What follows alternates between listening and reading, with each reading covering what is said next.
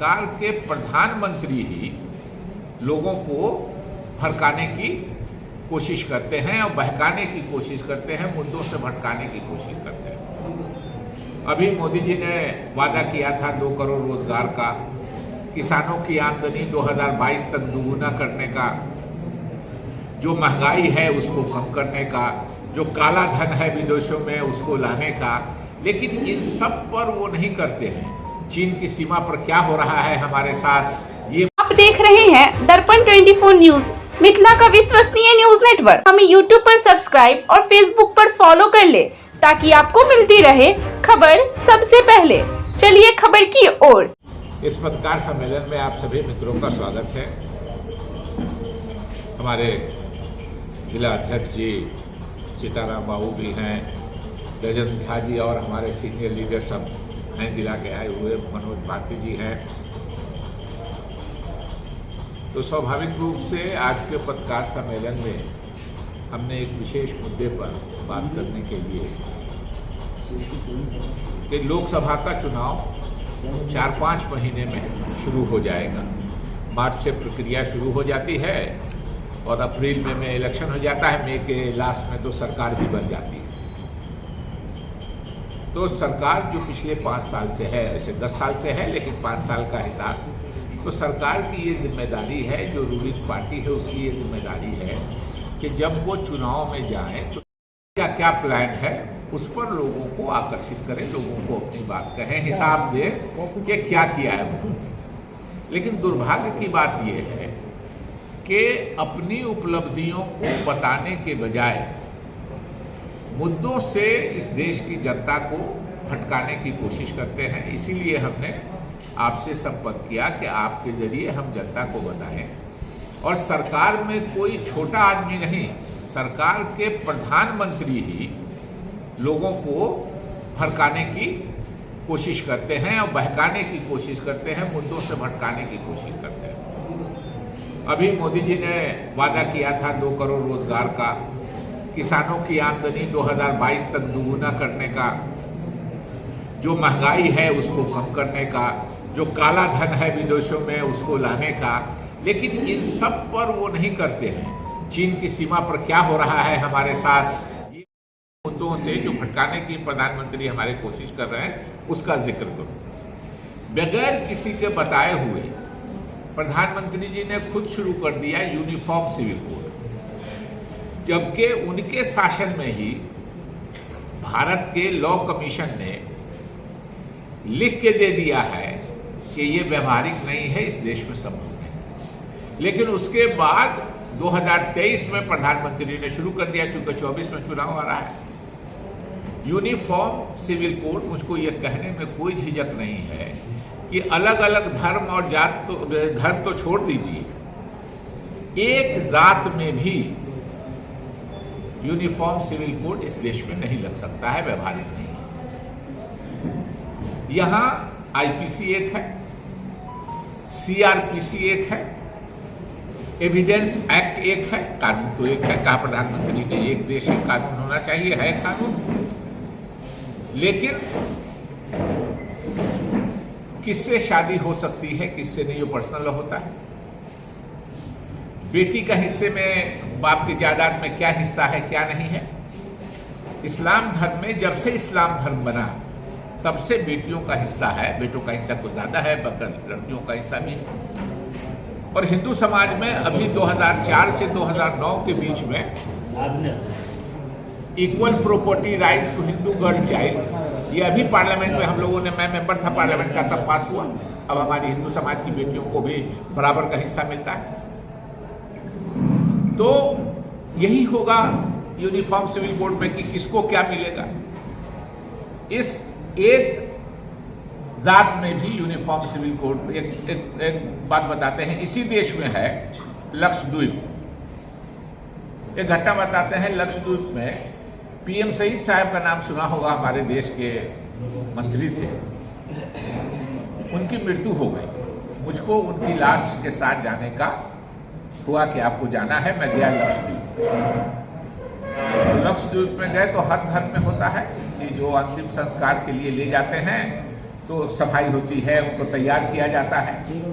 तो जब लाश उठी वहाँ से तो हमने पूछा कि कब्रिस्तान जा रहा है, एंद्रोथ के गांव का नाम है। लक्षद्वीप में तो है कि 2 किलोमीटर में गांव है और फिर 500 किलोमीटर समुंदर है। तो मैंने पूछा एंद्रोथ में, हम लोग उतरे 2 हेलीकॉप्टर से उनकी लाश लेके, एक पर उनके परिवार के लोग, एक पर लाश के साथ हम लोग। तो लाश जब उठी वहाँ से साफ होने के बाद तो हमने पूछा कि कब्रिस्तान जा रही है क्या लाश? तो बोले नहीं, कब्रिस्तान नहीं जा रही है, उनके माँ के घर पे जा रही है। हमने कहा माँ का घर, तो ये किसका घर था? तो कहा ये उनकी बीवी का घर था। यानी लक्षद्वीप में लड़कों का, मर्द का जायदाद में कोई हिस्सा नहीं, सिर्फ बेटियों का हिस्सा बनता, अपना कोई घर नहीं। वही कहा कि ये पत्नी का घर था, यहाँ से लाश उठी तो माँ के घर पे जा रही है। और कहाँ गया लक्षद्वीप और कहाँ गया हमारा मेघालय, जहाँ के पीएस संगमा साहब थे, वहां भी लाश लेके आए। ये सिर्फ पैसे के लिए और इसके लिए और इसी से दिमाग भटकाने के लिए वो शुरू कर दिया। एक दूसरा मुद्दा प्रधानमंत्री ने शुरू कर दिया कि इंडिया बनाम भारत। अभी एनसीईआरटी को निर्देश दिया गया, उसने रिकमेंड किया कि जहां जहां इंडिया है उसको हटा देना चाहिए, सिर्फ भारत रहना चाहिए। हमारे संविधान की एक तरह से शुरुआत में ही लिखा हुआ है कि इंडिया दैट इज भारत, यानी जो इंडिया है वही भारत है। और प्रधानमंत्री ने कम से कम 10 योजना कागज पर ही सही, जबानी ही सही, तो उन्होंने शुरू कर दिया कि साहब यूनिफॉर्म सिविल कोड, इंडिया का नाम बदल दीजिए, इसलिए कि विरोधी दलों ने अपने गठबंधन का इंडिया नाम INDIA हुआ, वो मिलके हो जाता है एक इंडिया। तो एक तीसरा मुद्दा उठा लिया, 1 नेशन 1 इलेक्शन। अब बताइए, आप हम सब लोग बिहार के रहने वाले हैं। 2005 में एक इलेक्शन हुआ, उसमें किसी की सरकार नहीं बनने की स्थिति आई इलेक्शन के बाद। कायदा ये है कि आप कोई कानून बनाना चाहते हैं तो एक प्रारूप देश के सामने दीजिए। प्रारूप कोई नहीं दिया देश के सामने कि हम ये करना चाहते हैं, हमारी ये मंशा है। सिर्फ मुद्दों से भटकाने के लिए, अपने भ्रष्टाचार से लोगों का दिमाग हटाने के लिए, अपनी नाकामी, अपनी सरकार पर मांग कर देती है कि इसको हटा दीजिए। तो मेरा आपके माध्यम से मिथिलांचल की जनता से, बिहार की जनता से यही है कि इन मुद्दों पर प्रधानमंत्री का ये धोखे से बोला हुआ बयान नहीं है। ये सोच समझ के ठंडे दिमाग से वो मुद्दों से देश की जनता को भटकाने की कोशिश कर रहे हैं। इसलिए कि अब चुनाव आने वाला है, 3 महीने 4 महीने में चुनाव की प्रक्रिया शुरू हो जाएगी। इसलिए कभी यूनिफॉर्म सिविल कोड, कभी इंडिया का नाम, अभी रिकमेंडेशन करवा दिया है कि एनसीईआरटी से कि किसी किताब में इंडिया नहीं रहेगा। दुनिया भर में यूनाइटेड नेशंस में हम इंडिया के नाम से, हमारे संविधान में ही जब तक संविधान को इस बात से अवगत कराया जाए कि प्रधानमंत्री और भारतीय जनता पार्टी अपने फेलियर, अपने भ्रष्टाचार, अपने निकम्मापनी, जो उन्होंने वादा किया था उसको बिल्कुल एक वादा पूरा नहीं हुआ, उसको उस पर से लोगों के नजर भटकाने के लिए कि लोग चुनाव में उस पर सवाल नहीं पूछें, इन मुद्दों पर प्रधानमंत्री देश को भटकाने की कोशिश कर रहे हैं। सवाल है, अगर कोई सवाल है, मोदी जी का कैंपेनिंग नहीं दिख रहा है, क्या कारण?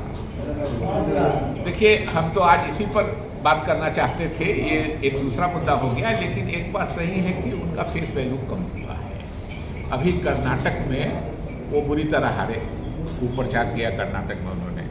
अभी हिमाचल में कांग्रेस जीती, कर्नाटक में भी कांग्रेस जीती, मोदी जी ने हिमाचल में भी है। हम लोग कर्नाटक से बहुत लोग शुरू कर देते हैं, लेकिन जो सच्चाई है कि उसके पहले हिमाचल भी हारे। और हिंदू मुस्लिम बहुत कहते हैं, मेरे ख्याल में 93% हिंदू समाज के लोग हैं हिमाचल में, और हार गए। ये बंटवारा करने की कोशिश के बाद भी हार गए। इसलिए ये बात सही है कि ये है, जनता पहचानने लगी है, लेकिन उसी से दिमाग भटकाने के लिए इन हार, बहुत से लोगों को दिमाग में नहीं होगा कि कर्नाटक में तो हाल में हुआ है लोगों का, लेकिन उसको 2 महीना पहले हिमाचल में हारी है भारतीय जनता पार्टी, और सीधे कांग्रेस और भारतीय जनता पार्टी की लड़ाई थी। हम बढ़िया बहुमत से वहाँ जीते हैं। सुक्खू जी हमारे चीफ मिनिस्टर हैं वहाँ नहीं जाने के पीछे का कारण क्या? कहाँ नहीं जाने के कारण? 4 स्टेट में जो उनका अभी तक दौरा अब तो अभी जो है जाएंगे लोग, वो हम नहीं कह सकते हैं कि वो जाते हैं नहीं जाते हैं, लेकिन ये बात सच्चाई है कि उनका फेस वैल्यू कम हुआ है।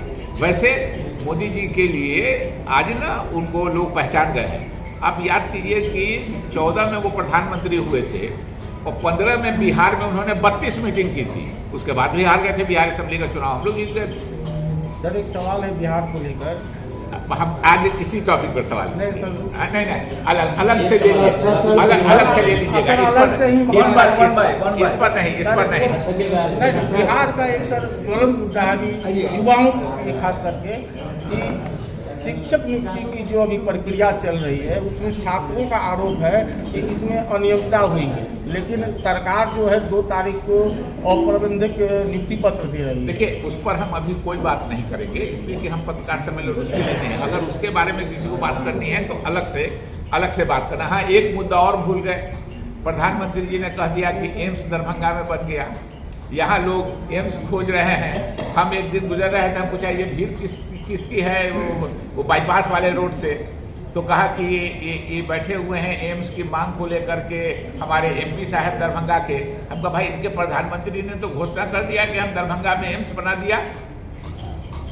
एम्स बनता है उसके लिए राज्य सरकार जमीन देती है, राज्य सरकार ने जमीन दे दिया, कहा कि हम जमीन भरने का भी दे देंगे। जो पटना एम्स है उसको हम जब चिकित्सा शिक्षा मंत्री थे उस समय बना था, मेरा नाम वहाँ है, उस फाइल पर मेरा दस्तखत है जो ज़मीन आवंटित की गई है। राबड़ी देवी जी चीफ मिनिस्टर थी, उनका दस्तखत है, रमई राम जी स्वर्गीय।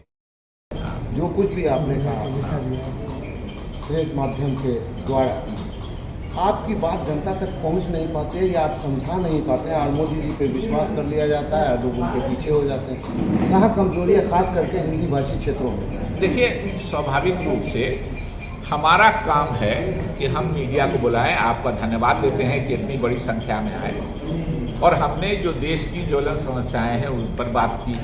हमने बताया कि और कोई नहीं, प्रधानमंत्री कैसे मुद्दों से भटकाने की बात कर रहे हैं।